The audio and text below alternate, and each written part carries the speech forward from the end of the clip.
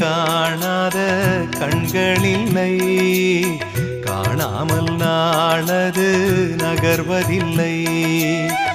கண்ணன் என்றாலும் கள்வன் என்றாலும் கருணை புரிவான் ஸ்ரீ கிருஷ்ண பகவான்.